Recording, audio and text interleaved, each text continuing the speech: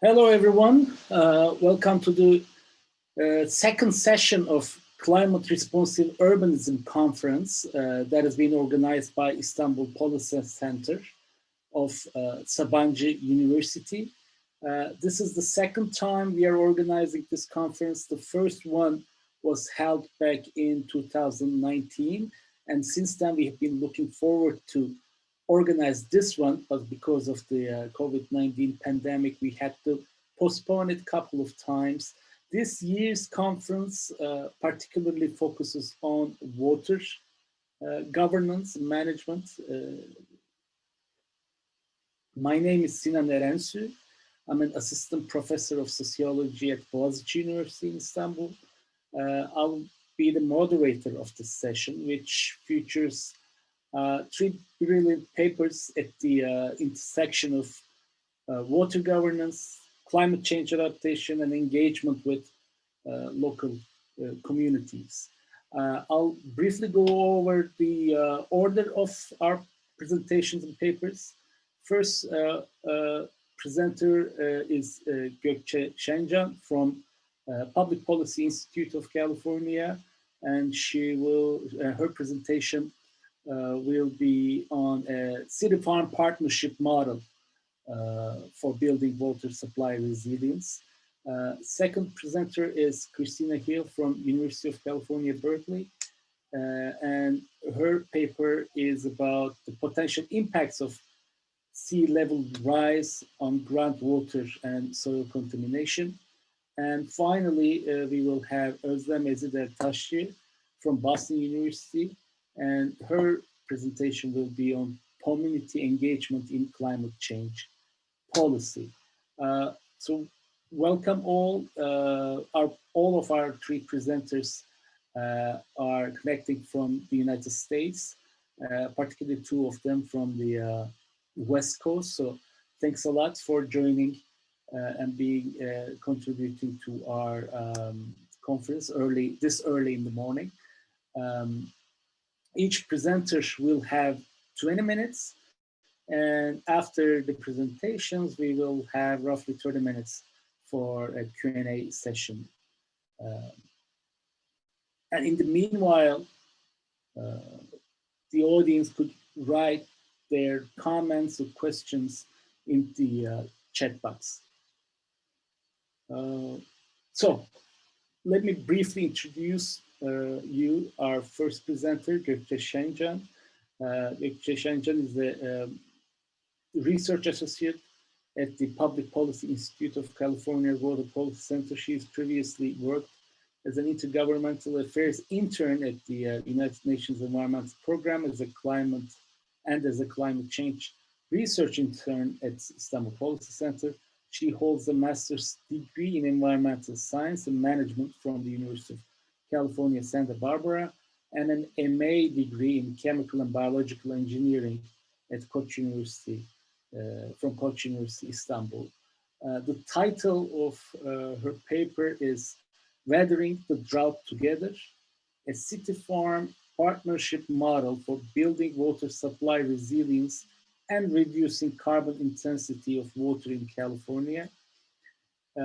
This is a part of a larger research project, and paper has a couple of contributing authors. Maybe I should name them as well.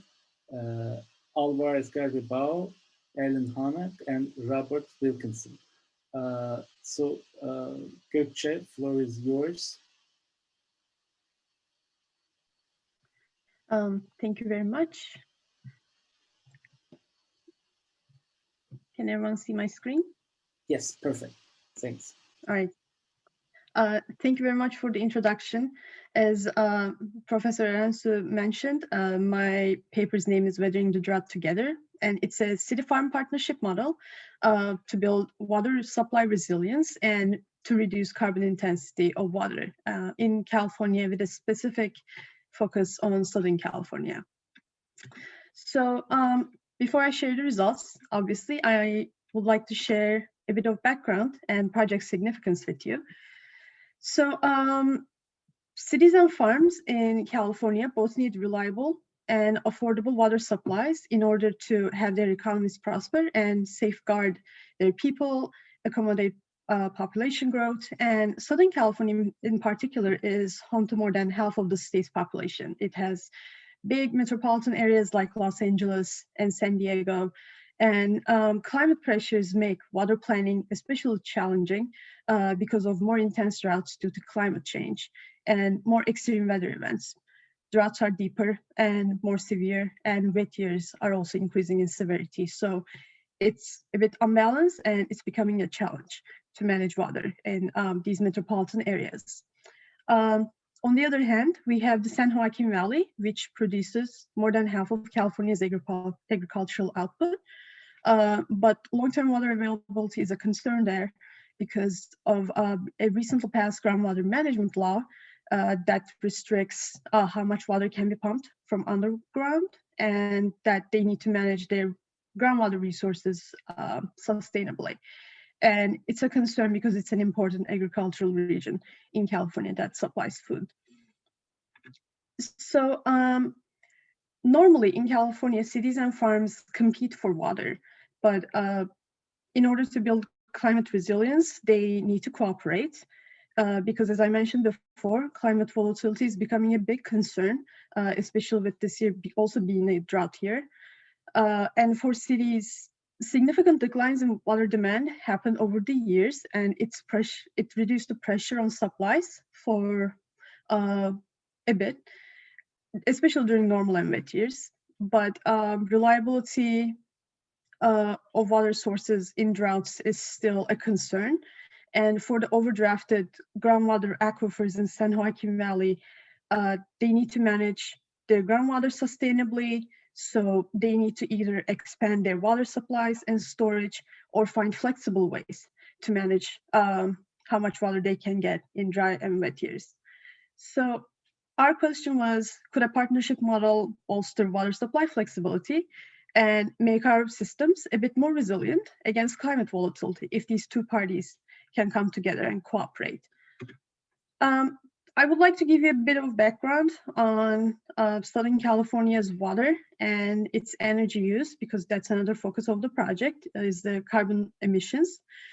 So Southern California's water is energy intensive, and it receives a good portion of its water from the State Water Project, which is a water delivery system, an aqueduct that carries the water from north of the state to the south of the state. And this system is the single largest user of electricity in the whole state. It consumes about 2 to 3% of the state's whole electricity generation. And State Water Project is also responsible for up to 10% of the state's emissions, depending on how much water it transfers in a particular year. And one segment of the system is pretty energy intensive, and you can see it here. It's circled, and from the arrow you can see the numbers. It's a bit confusing, but I would just like you to focus in this region. That's the Tehachapi Mountains, and it requires a big lift of water to carry the water across the mountain range. So it's pretty energy intensive.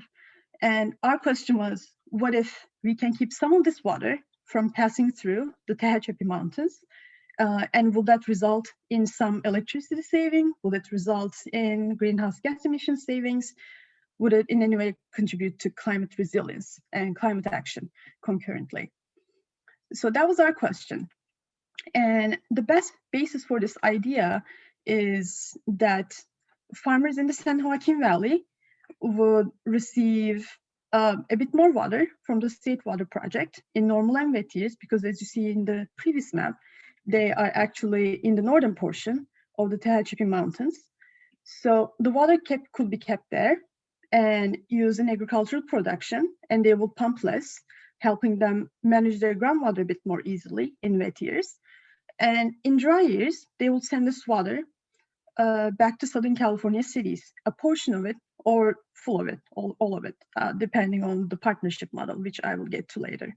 So the idea is a water exchange system depending on the conditions of the given year, whether it's wet or normal or it's dry. As a result, the cities would have more resilience against drought in dry years. It would almost act like an insurance mechanism that they would know they could get their water back. And farmers can use extra supply in wet years to recharge the groundwater aquifers or manage their groundwater a bit more easily, giving them a bit more flexibility in timing. So moving on to my results and methodology and the results, we divided this project into 3 parts. The first step was the unit cost assessment of local water supplies and conservation programs, because we wanted to get an idea of how much these projects would cost. And the idea is if the farmers could invest in a local supply project in Southern California or chip in with the conservation programs, then that could ease the burden on Southern California cities as well, because they will have another source of water. So they will become less reliable on state water project. So for this first step, we collected some data points and we looked at the price ranges of recycling as a local supply, small stormwater projects, large stormwater projects, desalination projects, and conservation. And recycling facilities usually include either an expansion of an already existing facility, an upgrade of a wastewater facility into a recycling facility, or building a whole new facility from scratch. And small stormwater systems usually have stormwater collection as a secondary goal. They can be parks, they can serve water quality projects as a purpose. So they're not always focused on collecting large amounts of stormwater, and as you can see, its medium price is actually quite high. Indoor conservation and outdoor conservation include changes that individuals can make at their houses with rebates from water agencies in their regions, such as replacing their faucets or toilets or laundry machines. And as a result, we noticed that indoor and outdoor conservation measures are price-wise in a more acceptable range, especially for farmers who can't pay too much for the water. And large stormwater is also an alternative. It's not as cheap as these two, but it's still an option. And the second step of our project was calculating the greenhouse gas emissions from first using this water in agriculture if it stays in the central San Joaquin Valley. The second step is using urban water and whatever urban water source is used in its place. And the third step is the conveyance of this water. So where it comes from, exactly what source it's using. And in the first step, we looked at 7 perennial crops that we determined will be most likely to be planted if farmers in the San Joaquin Valley got more water. And these were almond, lemon, orange, pistachio, and 3 types of grape. And looking at the supply chain of agriculture, we calculated the weighted average of emissions that would result from using 1 acre-foot of water to grow these crops. And looking at the crop-related greenhouse gas emissions, we looked at on-farm ones and off-farm ones. On-farm includes direct fuel use, like applying pesticide, applying fertilizer, planting and seeding. Also indirect use, such as pumping water. And off-farm ones include pesticide production that will be used on the farm, production of the fertilizer, conveying the water from its original source and bringing it to the farm, as well as processing and packaging and distribution. One point I need to make is we only took into account the distribution emissions within California. So it doesn't include any exports that go to out of state. And for calculating the urban use of water and what its emission intensity will be, we looked at their, from the literature, we looked at what range they usually have in terms of energy intensity. And we looked at the supply train, which includes water source, also including bringing that water from its source to the treatment facility, treating the water to a drinkable or like consumable standard, distributing water to the users, collecting that water from the users and treating the wastewater, and residential water use, including heating water, hot water. And one assumption we made was water heating in Southern California is 90% natural gas and usually 10% electricity. So that's how we calculated that. And we also included agricultural emissions that would result from farming activities, because these sources will replace the water, and that water will be put to another use that otherwise would not have been used. So we also added that to our emissions. And this was our result of assessing the greenhouse gas emissions. As you can see, water supplies vary in emission intensity, and with the local sources, what we wanted to see was whether any of these local sources that also include water used for agriculture, emissions caused by water used for agriculture, will stay below the level of imported water. But another thing we did was, what if we don't use any of these local alternative supplies and instead focus on conserving hot water, old cold water?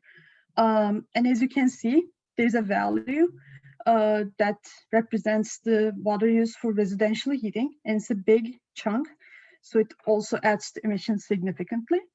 And we noticed that that would actually also result in huge greenhouse gas emission savings. And with hot water, it's especially higher because of how much natural gas is used in heating water.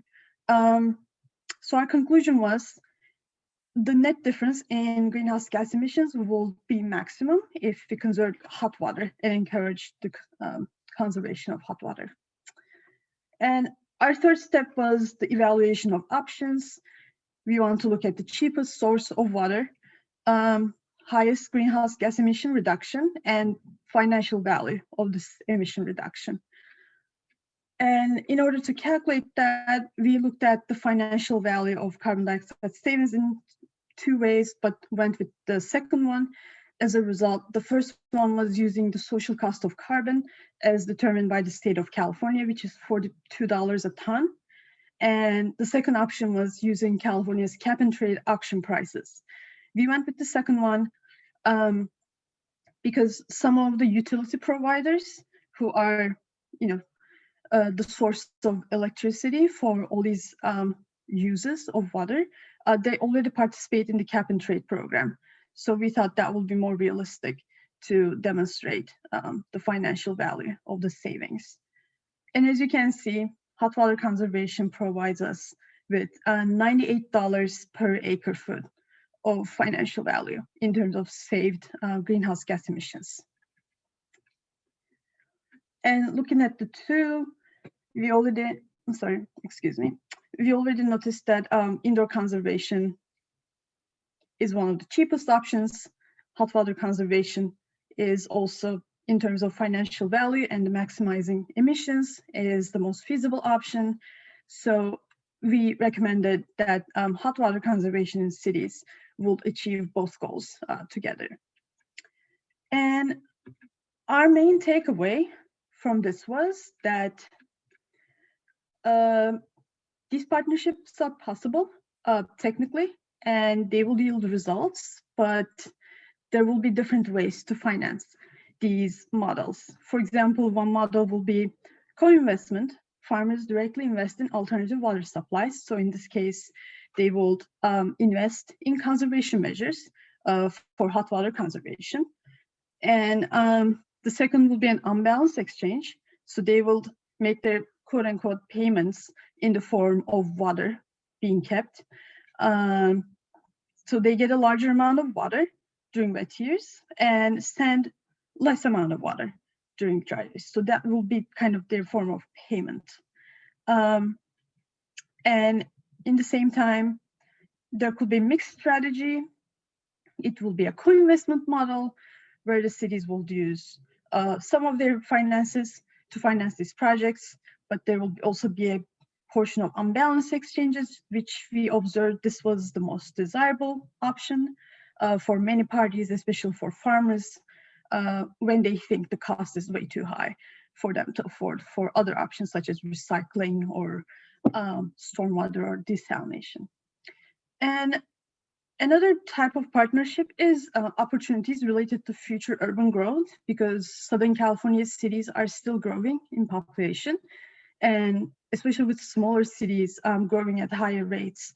Some cities prefer to invest in long-term supplies. So they might say, well, in the near term, I will transfer some of my water to farms, and in the future, I will have a bigger return. So this could be another model.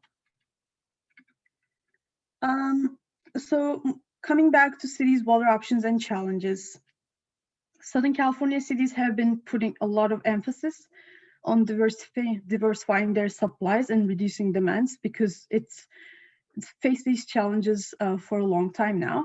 So managing droughts is a now key regional concern, with their other water supplies from out of state also being in jeopardy due to climate change. So they're already focusing a lot on these issues. And as I mentioned before, one of the focuses is also on safeguarding existing supplies and finding ways to utilize these supplies to maximize their benefits. And just because they're expensive, it doesn't mean the Southern California cities are not interested in other alternative local sources. Water recycling is still huge. There's a lot of interest in especially converting wastewater treatment plants into water recycling plants and reclaiming that water and conserve more water. Stormwater capture is on the rise, but with climate change, there are some challenges. Because in very intense rain events, it's not possible to capture a lot of water. And if you're only getting your rain in intense rain events, it doesn't necessarily mean you're going to capture a lot of water. Seawater desalination is limited because its cost is really high. It emits a lot of carbon dioxide because of its energy consumption. And brackish desalination has some expansion potential, especially with groundwater that may have high salt content.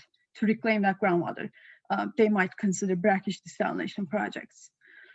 And water conservation will always remain an essential management tool. It will always be encouraged for people to consume less water, not water their lawns, and switch to more drought-resilient plants and making changes in their homes, such as I said, replacing faucets or laundry machines or toilets. And some Southern California cities might actually welcome the financial partners to help with investments. But as I mentioned, cost still remains an obstacle. So they will have to figure out the details of who's going to pay for how much and how they're going to be compensated if they're not filling the full price. So those will need to be figured out. And despite challenges, city farm partnerships actually hold promise, because it would mean taking advantage of a shared water infrastructure that is developed by two parties that have been historically in conflict when it came to groundwater water use. And it will achieve two goals. It will increase urban resilience to droughts and climate change's effects, and it will alleviate to some degree groundwater overdraft in the San Joaquin Valley. And if they act separately, there's a risk that one of the parties, in particular cities, will overinvest, and they might only need these overinvested supplies on a few occasions, whereas farms also build their own infrastructure that's not necessarily connected to cities' infrastructure, so there will be a disconnect and inefficiency. So these resources can be used a bit more in a way that's a bit more comprehensive, that benefits many parties and financed together. And this could be applied to other regions in California that face similar challenges, with farms and cities being very close to each other, but having investment issues because of lack of money around. And it could also be applied around the world, because there are many regions that hold cities and farms together that need to sometimes compete for water.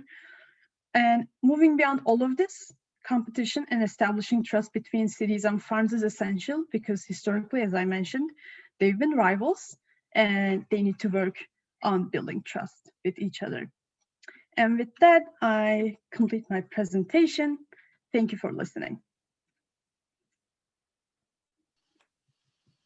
Thank you, Gökçe. Thanks a lot for this brilliant presentation. I hope that some of those findings could turn into concrete policy at some capacity.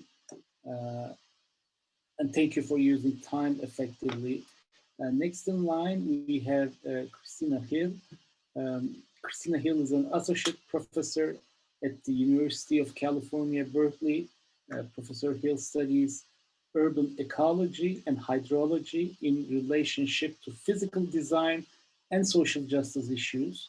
Her primary area of work is in adapting urban districts and shore zones to the new challenges associated with climate change. After Hurricane Katrina in 2005, she became a member of engineering and design team that developed New Orleans water management strategies. She continues to work with coastal communities against the effects of sea level rise. Professor Hill's presentation, the title of her presentation today is Empirical Insights into the Potential Impacts of Sea Level Rise on Groundwater, Soil Contamination, and Health in San Francisco Bay Area. Kristina, the virtual floor is yours. Great, thank you. And thank you for inviting me to speak today. Thank you we just heard a presentation about California. We're going to talk again about California. And this time about what happens when there's too much water instead of too little water. So I'll be talking about a different kind of groundwater, the shallow kind. I'll talk about that more in a second, but my background is in geology before I became an urban planner and urban designer. So that may explain part of why my interest is a little more focused on the underground. In California, the state has told us to consider at the public agency level sea level rise scenarios between 1 meter and 3 meters by 2100. So we're looking at a wide range of potential sea level rise. And that has allowed us to see some new problems, although the problem I'll talk about today can happen with just a few centimeters of rise in sea level. The Dutch have been aware of the relationship between groundwater and sea level for a long time, since they pump most of their groundwater to set the depth of that groundwater by policy. They have a kind of domesticated groundwater where they control it with the extensive network of pumps that they have. But in the United States and in most other countries, we have a kind of wild groundwater. We don't control the level of it very well, and we don't have an extensive system of pumps, especially near the shoreline. This is an image developed by the US Geological Survey to explain what happens when saltwater groundwater under the ocean meets with freshwater groundwater, which is lighter under the land. And there's a zone where it's brackish, and then there's a zone where it's fresh. But as sea level rises, the freshwater groundwater rises with it and continues to slope down towards the salt water. And in drought years, the salt water may rise higher when there's a thinner layer of freshwater. This is the kind of groundwater I'm talking about. It's the shallow, unconfined groundwater that just exists in the soil. And its source, of course, is local rain. And it rises and falls with rainstorms seasonally, and it rises and falls with the tide. When it rises and it intersects with urban infrastructure like a cracked storm or sanitary sewer pipe, it may enter that pipe and reduce its capacity, producing flooding in urban neighborhoods where stormwater can't go down into the pipe because the pipe is already full. So some of the first impacts we'll see will be on sanitary and storm sewer systems where they cease to have as much capacity because some of those pipes are filled with water. And that happens in the United States because our pipes are so old and frankly, poorly maintained. And also because we live in a seismically active region where even new pipes can be cracked by earth movement. So groundwater will rise with sea level, we know that. And we're concerned about the potential health impacts that could be caused by remobilizing old soil pollution that still exists and is capped from above, but not lined from below.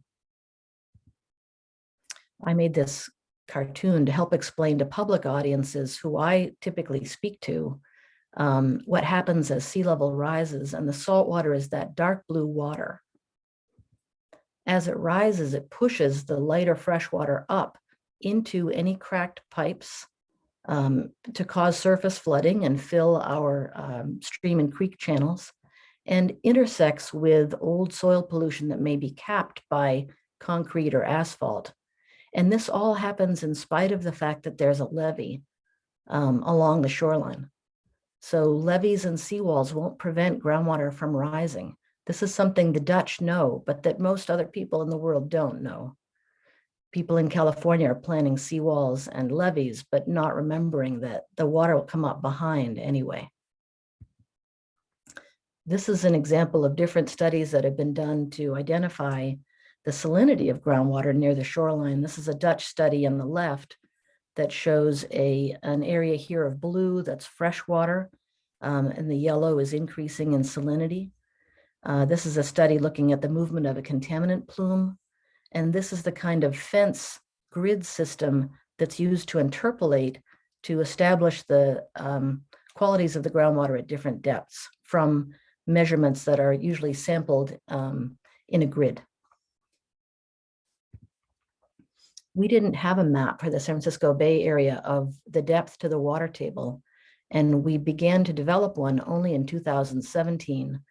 I developed it in my lab with a student. We used a data set of thousands of well points, and we interpolated among all of those, I think it was 11,000 different wells, to try to estimate what is the kind of minimum depth or maximum height of the groundwater during the wet season. And that's what we wanted to know, because we wanted to know how it might affect the movement of water in relation to contaminated soils in part. So all of these red areas and orange areas, the groundwater is within 2 meters of the surface. That's pretty shallow, and that's during the wet season. So as the sea level rises, a lot of those areas will see groundwater come up pretty much the same as the sea level. Not everywhere, but if the sea level rises 0.5 meter, we'd expect a lot of those red areas to see a groundwater rise of 0.5 meter. And the city of San Francisco is here on the left. City of Oakland is here. City of San Jose is at the bottom of the map. And I'll be looking at a case here in Richmond at the end of my presentation. So we know that as the tides come in and out each day, the groundwater actually moves in and out near the shore. So there are 2 directions at least of how the groundwater moves, and that will change as sea level rises. That tidal influence will extend farther inland. We looked at this neighborhood in terms of legacy soil pollution from a heritage of industrial soil contamination, with the items in orange are mostly volatile organic chemicals like benzene and toluene that are associated with cancer in humans. And the red dots are mostly soil contamination from metals like arsenic. And we looked at this in relation to the depth of groundwater, which you can see in the darker blue. The darker blue it is, the more shallow the groundwater is. And that's the direction that most of these groundwater areas, plumes, are moving in towards those small tributaries, those small creeks that go out to the bay on the left. There are many, many pathways by which particularly volatile organic chemicals with a gas component can move into buildings from groundwater. They don't have to move directly into the basement. So the building doesn't have to be downhill of the contamination site. If the contaminant moves into a storm or sewer drain, as groundwater often does in our region, the gas component travels uphill into the house and into living spaces and into office buildings. And that's where most people are exposed and where the greatest health risk occurs. This is a modeled view of a contaminant plume seen from below. And it helps us visualize what we need to do to help explain to the public this hidden risk of contaminants that could be re-emerging with a rising groundwater. So our question was, how many polluted sites are located in shallow groundwater zones around the urbanized San Francisco Bay? Because no one had a map of groundwater before a few years ago, no one has ever connected the positions of these polluted soils with the depth to the groundwater on a regional level. It's usually done more site by site. So this was our first map. This is brand new information. And we learned that out of 138 dangerously contaminated sites, not just a little bit contaminated, but the ones that might cause cancer, involving things like radioactivity from World War II, benzene and toluene, and many other volatile organic chemicals, that there were 38 sites around the region that are in areas with groundwater that's already less than 2 meters deep. And we feel that that means that those sites need further investigation, 32% of those. And of those, I believe it's 4 are national priority sites where the contamination is very serious and still exists in that soil. In some of these locations, contamination may have broken down over time, but legally, the cities and counties and the state have not been able to continue monitoring because the expectation is that these things will break down over time. So they've closed the files essentially, and they're no longer checking. So this brings up a lot of management issues for how does the government interact with these private property owners to monitor whether there's still dangerous chemicals at these sites.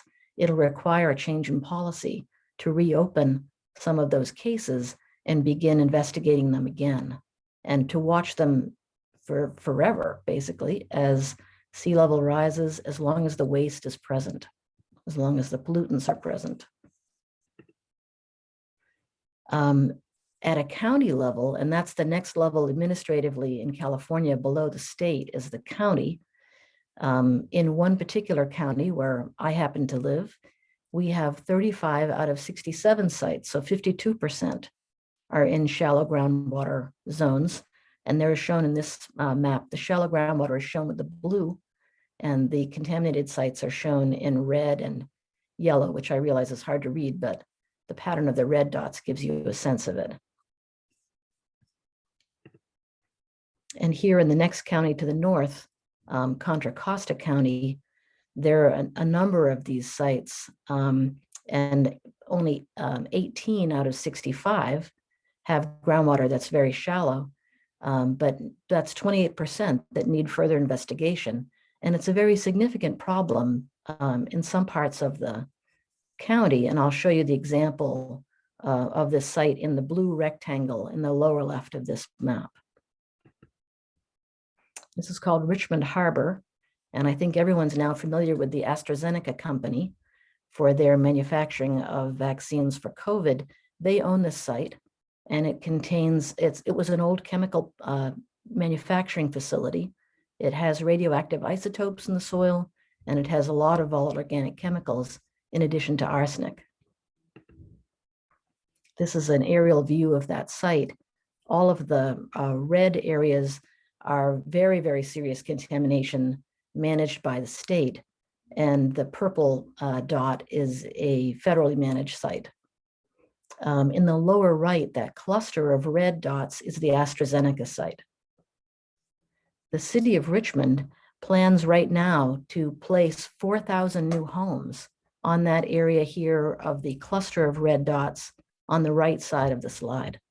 So this is an imminent health risk for the people who would move into those homes, as well as for people who live laterally on either side of this toxic site. The regional authority that maps sea level rise vulnerability, it's called BCDC, they've made these maps to show us how sea level might affect surface areas of land. And this shows about 1.33 meters, about 1.3 meters of sea level rise. in those light blue areas that are right now dry land. And that includes some of the radioactive contamination zones of the AstraZeneca site on the right side of the slide, along with several of the other sites. And sea level rise and surface flooding is, of course, a concern. But long before we get to 1.3 meters of sea level rise, groundwater will be rising through these soils and moving in and out tidally in this site. This is on the left, an aerial photo of that site with the boundary of some of the most toxic areas outlined in black. And on the right, this is the location of some of the most toxic wastes. And the tidal water, the San Francisco Bay is right here at the end of this arrow. So the site exists at the high tide line. And as tides come in and out, they're likely already moving some of these contaminants either into the bay or into residential areas to the north of that site. So this is the area where they plan to build 4,000 houses and create a very serious health risk for those new residents as well as the existing residents.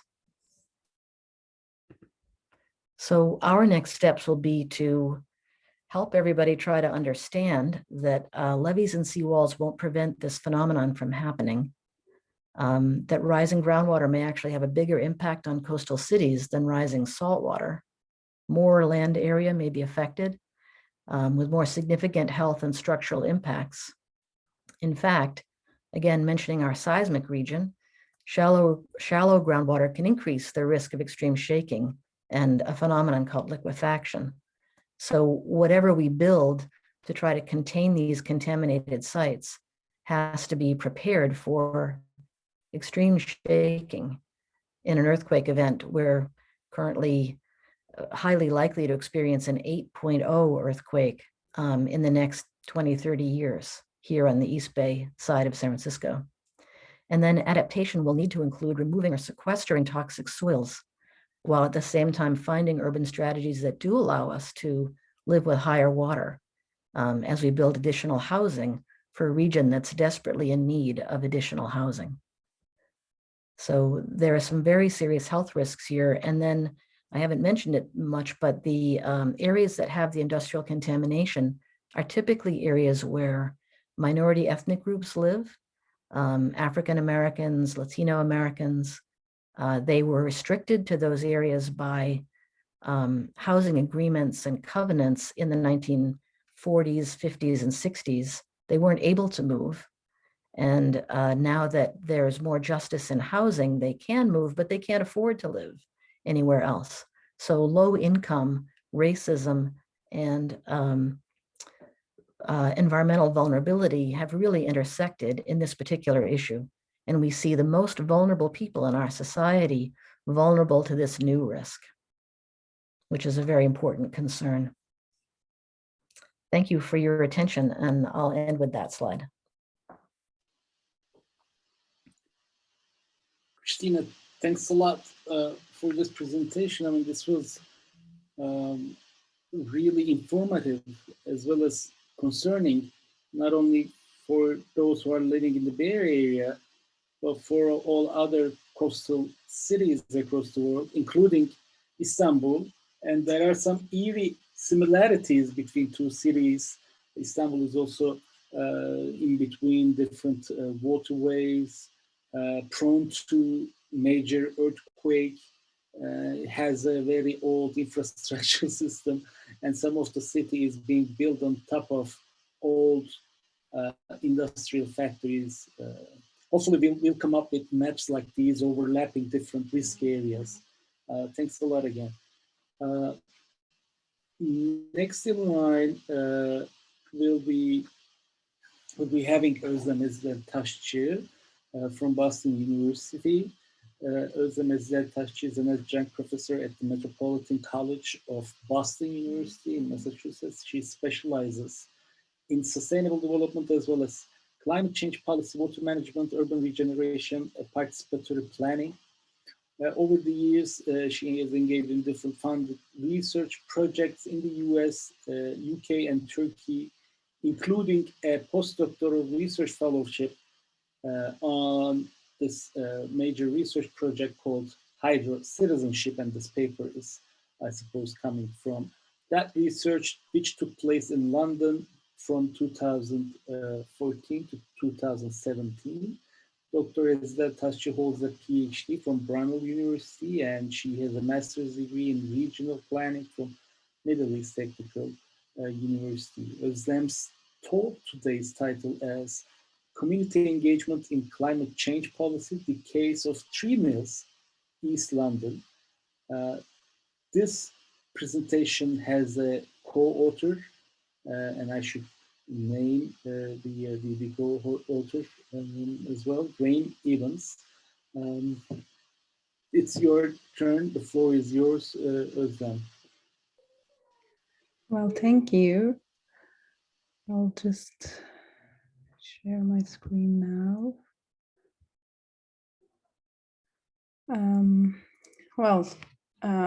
It's been a great panel so far. I'm really impressed with the 2 presentations and the findings, and it tells us how serious the situation is. I'm gonna take a different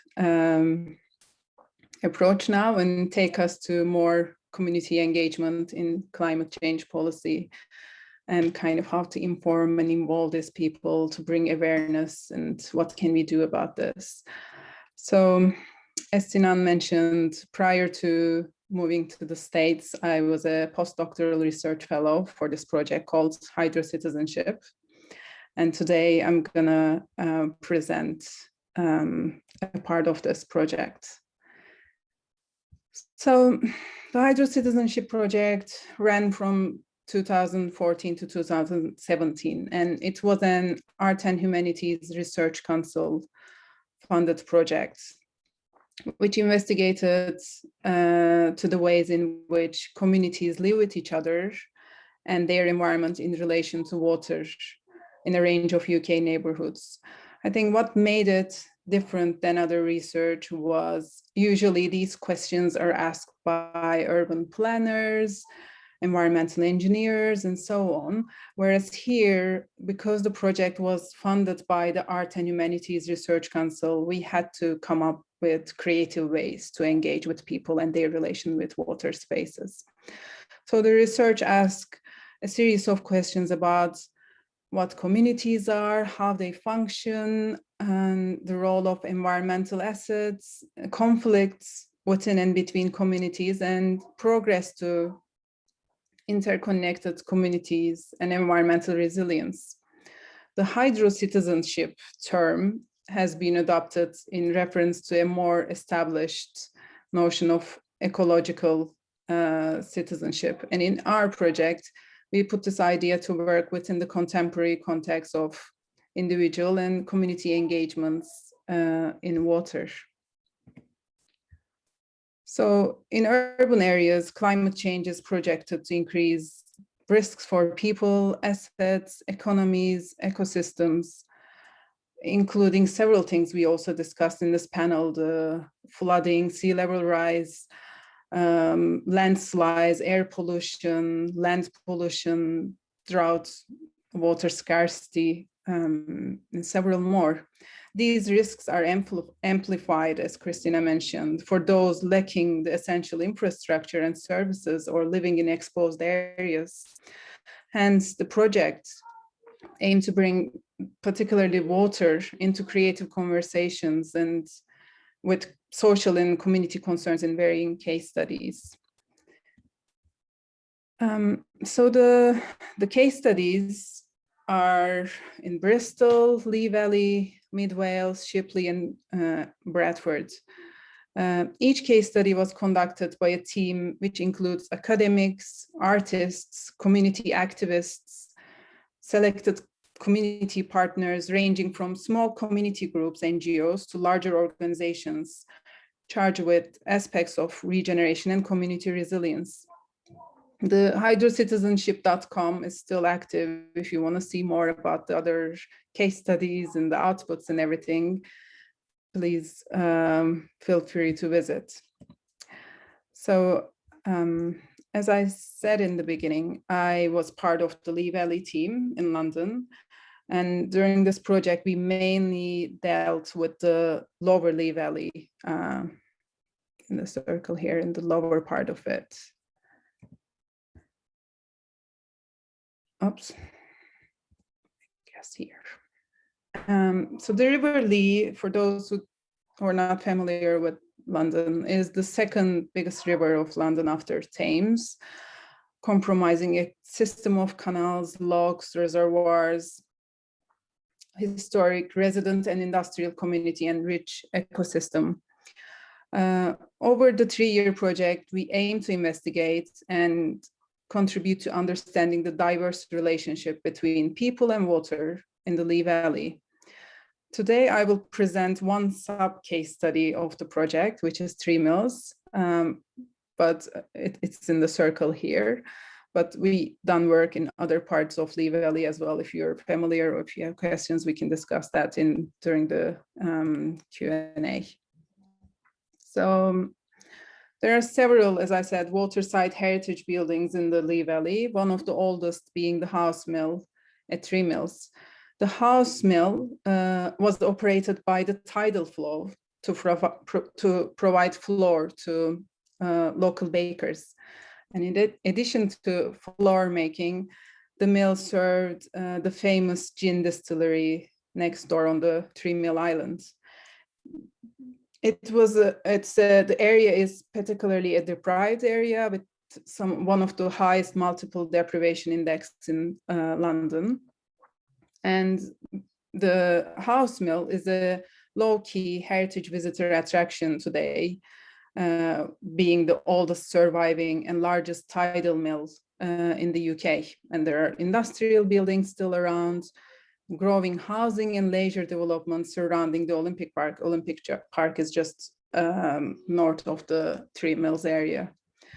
Therefore, the site offered an excellent opportunity for engagement with a tidal flow that rose from 1 to 8 meters each day, providing a dramatic backdrop to both the risks and the potential of water, and an example that was highly visible to see every day.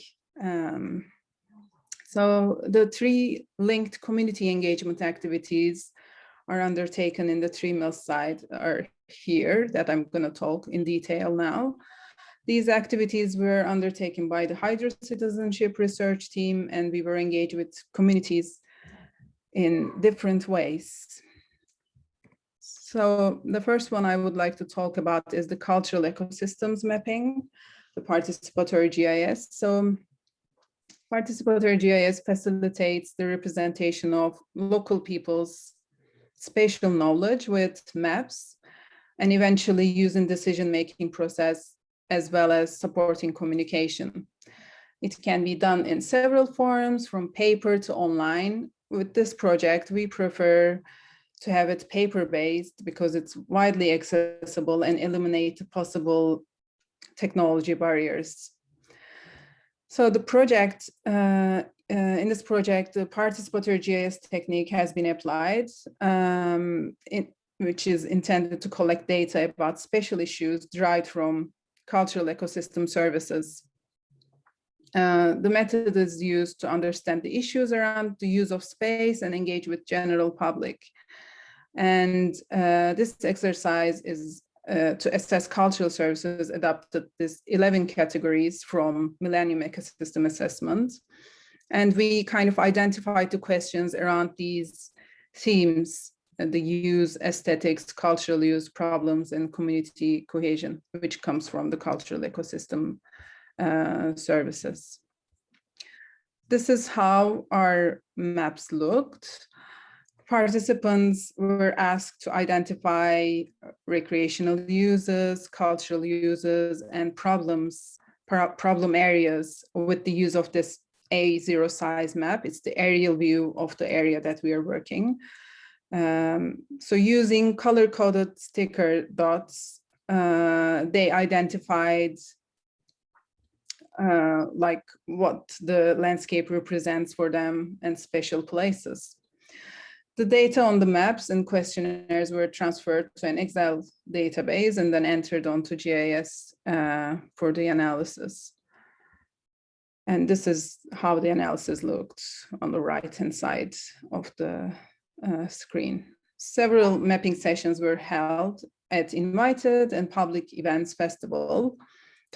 We ran a cultural ecosystem mapping stall during National Mills Weekend in 2006 and 2017. The mapping activity encouraged participants to think about the value of water spaces.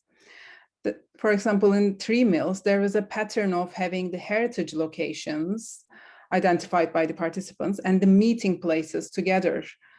And they tend to concentrate along the River Lee, such as the House Mill, the View Tube, Old Fort Lock, and so on.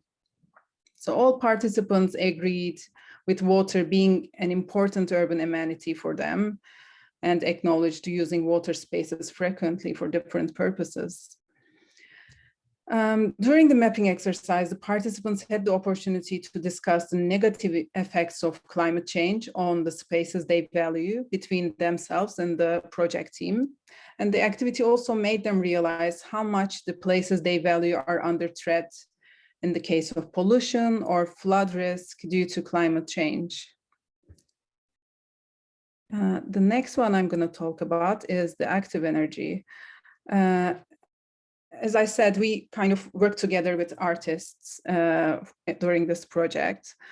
And Active Energy is a project that started way before the time of hydrocitizenship. It's developed in 2007 when artist Lorraine Leeson met this men's group at Age UK who self-named themselves as geezers, and asked them what technology they would like to see developed that would support themselves or their community.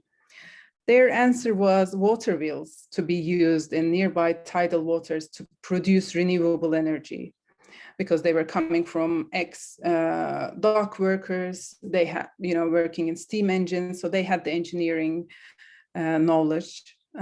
So later on, the Active Energy continued in collaboration with Hydrocitizenship Project and also a local NGO called Thames 21 involved in the project. And the idea was a floating stream wheel powering an aerator to help oxygenate the water, which was designed to be located at the 3 mills, which will counteract the effects of pollution on the river's fish and wildlife. The 3 mills has thus been an outstanding site for the project, which has informed our understanding of water power in a location with an extensive tidal range. So you can see here, when the mill was located in the middle picture, it's the low tide, so that's when the wheel was located under the bridge there. And on a high tide, later that afternoon, you can see the wheel is up high, very close to the top of the floor,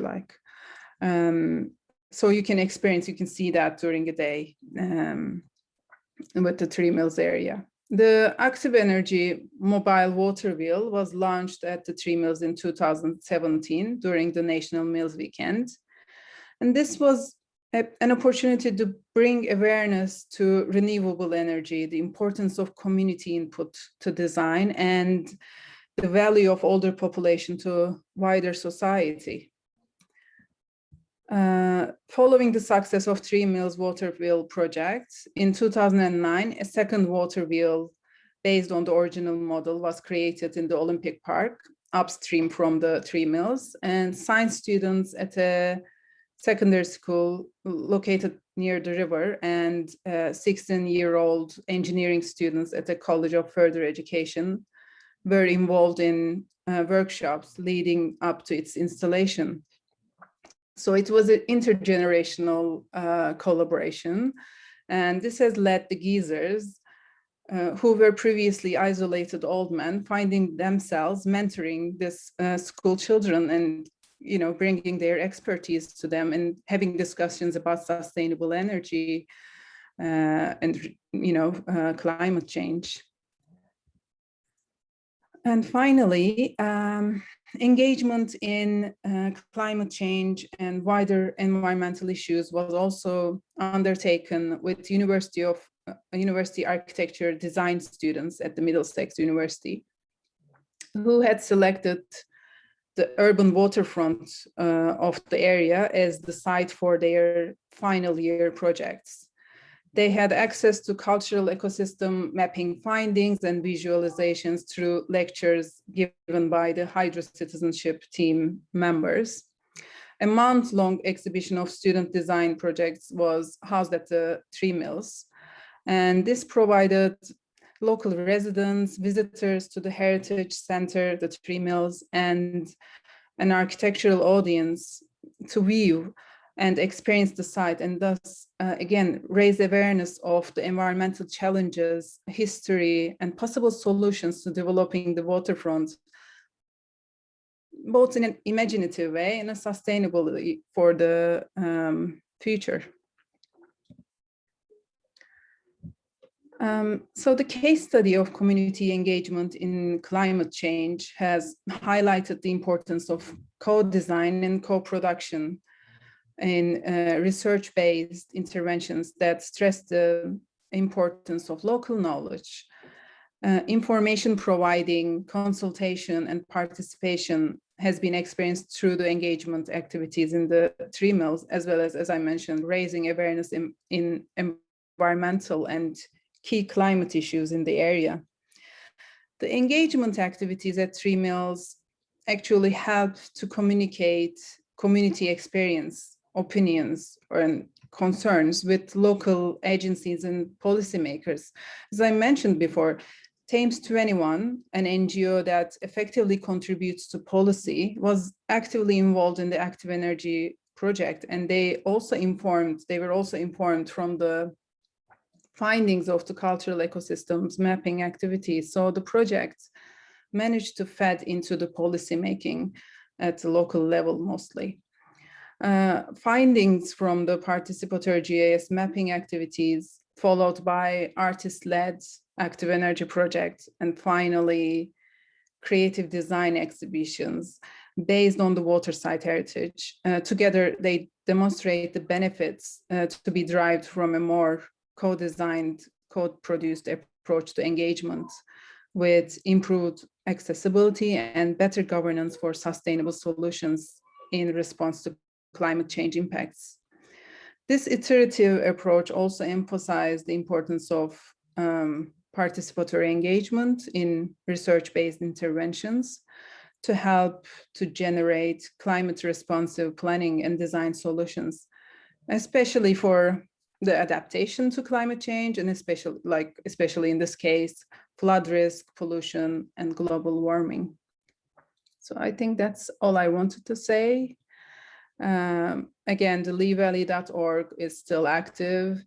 If you want to have a look at other findings, other case study areas, top case study areas that we have been worked on, please feel free to visit. And we have actually 2 book chapters, particularly on these issues, which is an upcoming book and another book on the websites.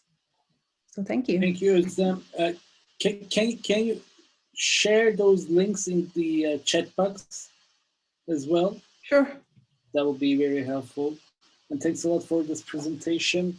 Well, I think it was Kristina's idea to have this order, right? And I see the value of it now. I mean, ending these presentations with this community engagement heavy paper helped us to end the session at a high note, in a sense. It was really motivating to see all those photos of community engagement.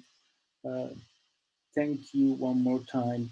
Well, I will not try to do this impossible task of making these 3 presentations speak to each other, although I see a lot of interesting point of possible conversation.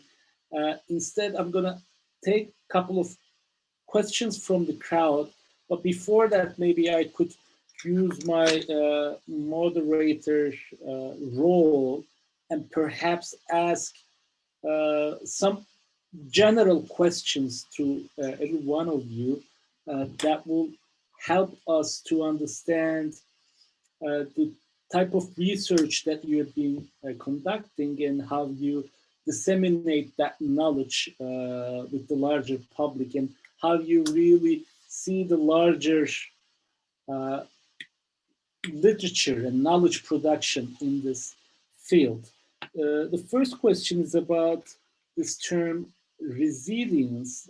The reason why I would like to learn more about your take on it is, well, basically because the concept is ubiquitous, it's everywhere, particularly in the concept, in the scope of urban climate change adaptation, and also because our keynote speaker, Professor Sarah Bell from Melbourne, she talked extensively about it, the concept, the idea, and its application in different projects and disciplines. And we received a number of questions about its applicability, about its scope, and some. We also talked about critiques to it. So I really would like to hear your take on it. To what extent your research speak to the concept, or if you ever borrow any ideas from this concept of resilience with regards to climate responsive urbanism. Second question that I have in mind, well, all of these three research areas at different degrees engage with the larger public, either with the farmers or with the urban residences or local administrators at some point. So I was curious as to the challenges or possibilities of this kind of, in a sense, public scholarship, and how you communicate your research findings with the larger public, be it local administrators or at the community level, and particularly maybe in the context of the US. I was also curious if at all climate skepticism get into the way in any form or capacity. I'm sure I had a third line of question, but it somehow escapes me at this point. So I'll stop here. I will be checking the chat box for more particular and individual questions. And perhaps if you don't have any objection, we can start hearing from you following the original order, starting with Gökçe, then to Kristina, then to Kristina. Thanks a lot for the presentations one more time. That was a really mind-opening and very informative session. So, starting with your last question, with climate skepticism.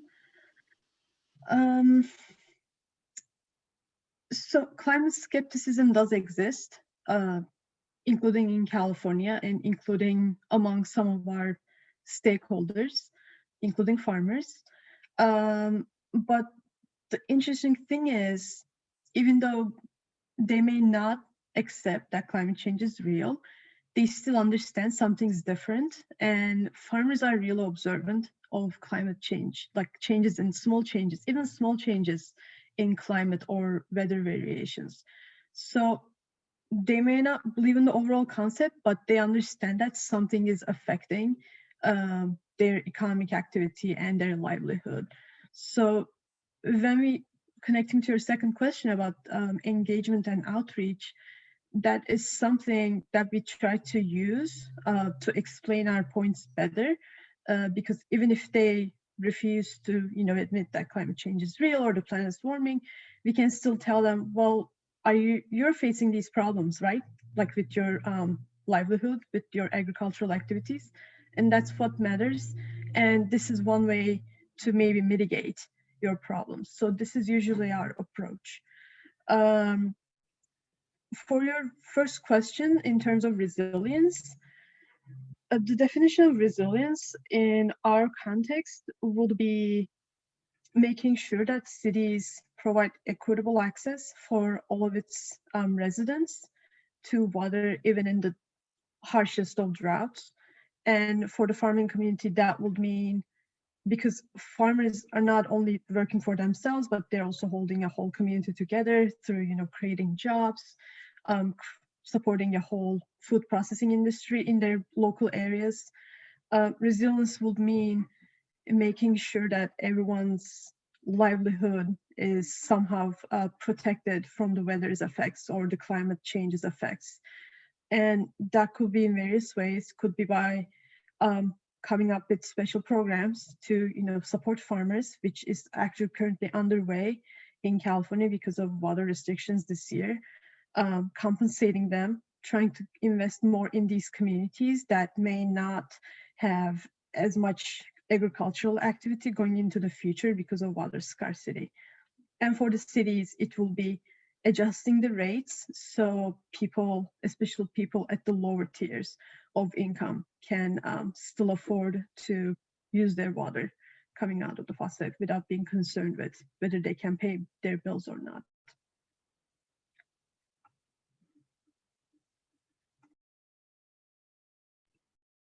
Oh, you're muted.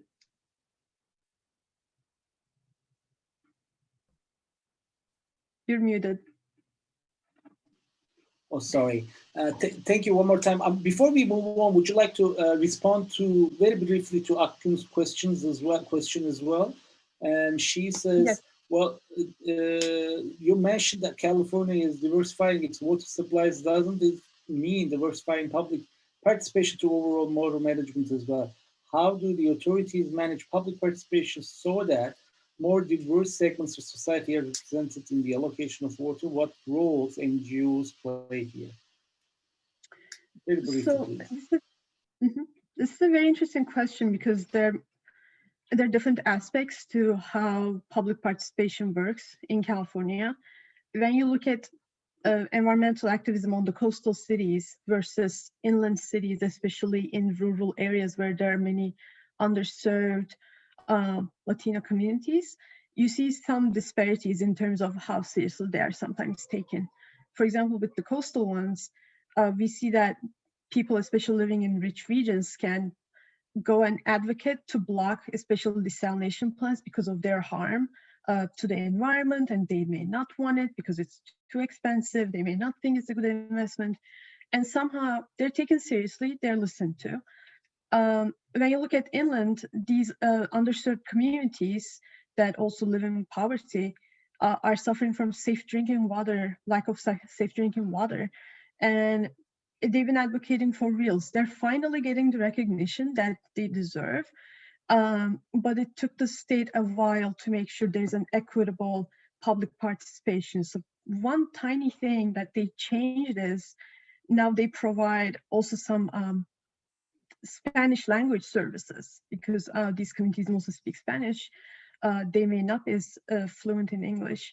So one change was being able to provide language services so the public who really needs to advocate for themselves can participate and understand the conversation. There are also some regulations that dictate that, for example, in this groundwater management discussions, the public should attend. And that's a rule that the state also imposes, that the public input should be taken seriously and included in groundwater management plans. But it has taken the state some time to get to this point, and the challenges still remain.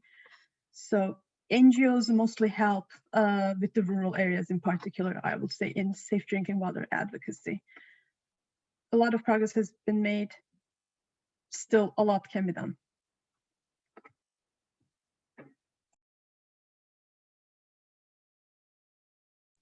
You're muted again.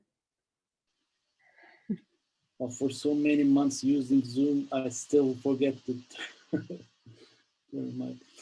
mic. Kristina, I'm going to turn to you and want you to respond to my ramblings about resilience and public engagement. But right after that, I'm going to follow up with 2 concrete questions from the crowd. Okay. On the resilience question, I think for all of us who live in earthquake regions, we're aware that we always have to have an emergency response capacity. And I think of resilience from the ecological definition, where it's recovery from a disturbance. And that might be a 5-year drought, could be a disturbance, or it might be a 1.5 minutes of extreme shaking in an earthquake. So resilience to me is recovering from those disturbances. But what happens when the disturbance becomes your new normal? So for example, a high water event, that's an event, it goes back down, but sea level rise will never go back down.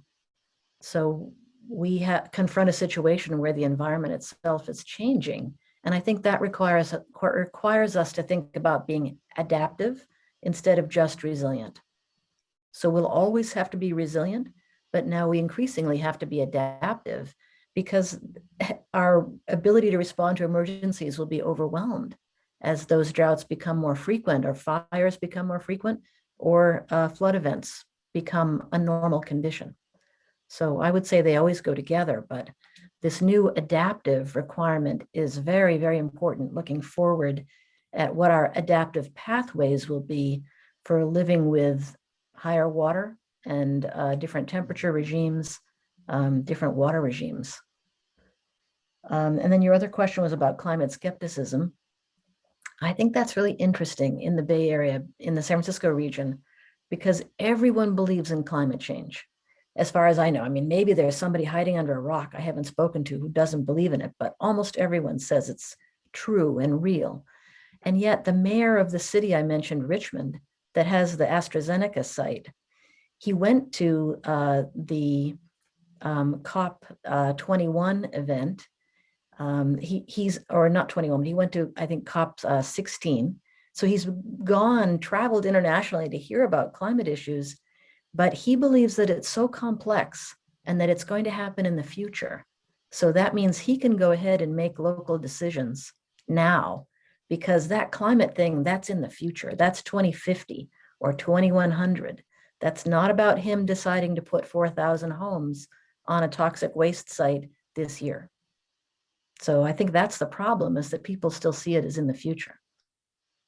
Well, that's very interesting for him to say that after visiting the climate summit. Mm-hmm. So 2 concrete questions from the crowd. I'm sure you're able to see it in the check box, but for those listeners on YouTube, I will be reading them.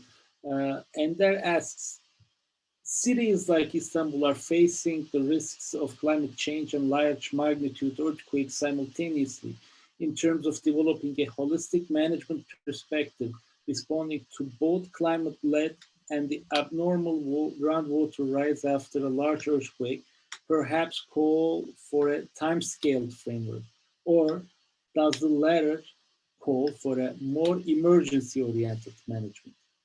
And the other question by Akgün is this: we understand from your presentation that the risks associated with toxic waste dumping are exacerbated with changing levels of groundwater due to rising sea levels, water extraction, etc. Do you think that a holistic understanding of how groundwater works can help authorities and decision makers to manage environmental resources better, so that, for example, there will be less soil contamination?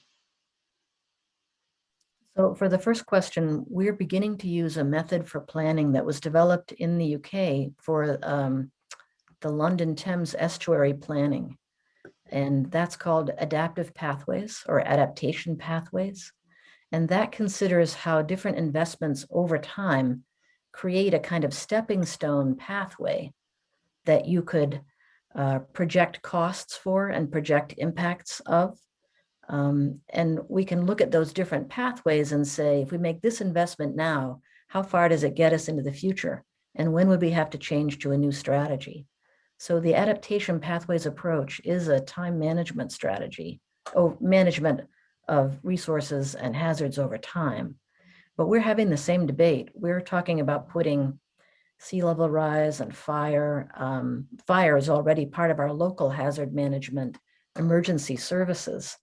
But as it becomes more frequent and they become more intense, we need to plan for better services, and accepting that we need to remove a lot of tree vegetation that's been planted in our urban areas that wasn't part of the natural history of the region.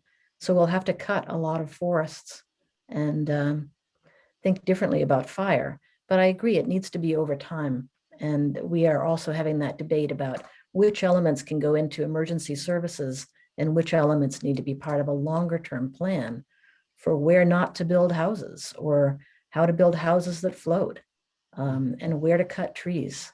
So that to me is adaptation. And then the second question is, I think, more about understanding holistically what's happening with groundwater.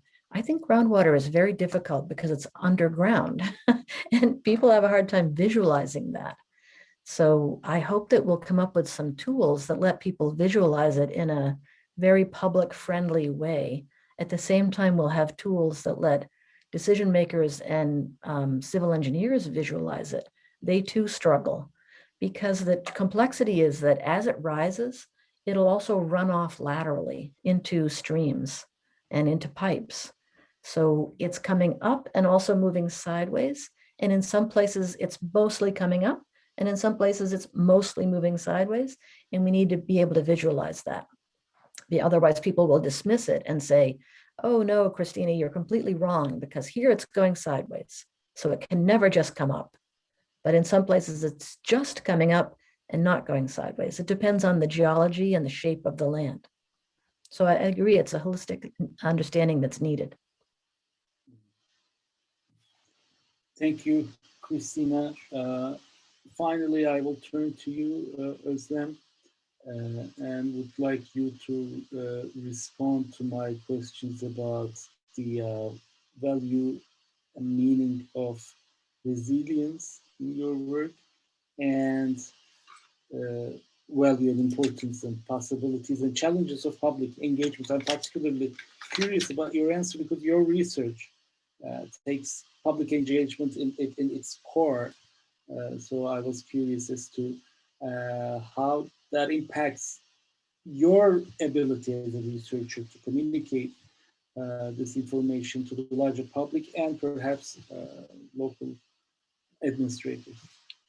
Exactly. So from the start of the project, because it was the major aim of the project was to engage with public and being able to make an impact in the policy in a way. So we made sure that we were working with NGOs and kind of listening to their needs, and they know the grounds much better than we do because they work in person there for a longer time. So we kind of listened to their needs. And actually, when we were identifying the sites as well, so we know that we were going to work in the Lee Valley, but you saw the map, Lee Valley is huge. So we had to identify which sites. We need to do some sort of zoning to see which sites of Lee Valley that we're going to work.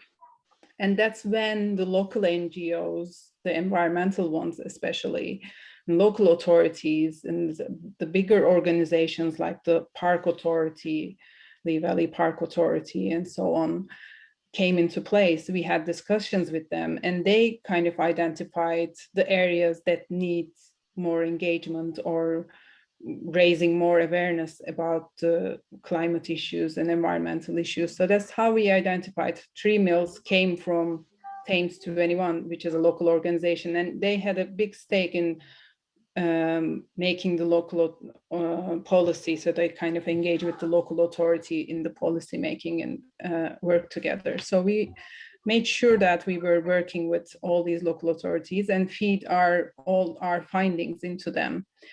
And we were in this community events talking to people.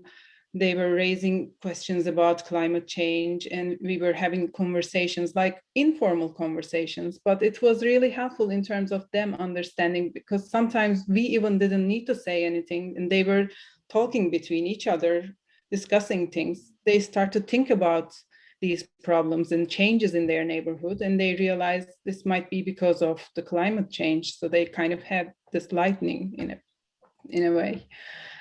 So I guess our role was, in terms of resilience, kind of really feed the local authorities and NGOs with the findings and the experience we have, and kind of help them to, to build the capacity for the recovery of the damage from the climate change in the local environments. I mean, having said that, like we were working with, as I said, Art and Humanities Research Council. We had one of the PIs was from theater. So he put on a play to show the flooding in the River Aire and how people are impacted with that. So in a festival, he played that, staged that show in several actually public events. And also another one was a filmmaker. So she was kind of filming all the, flooding and sea level rise in the Board, which was very prone to climate change. So we kind of tried different ways to engage with people.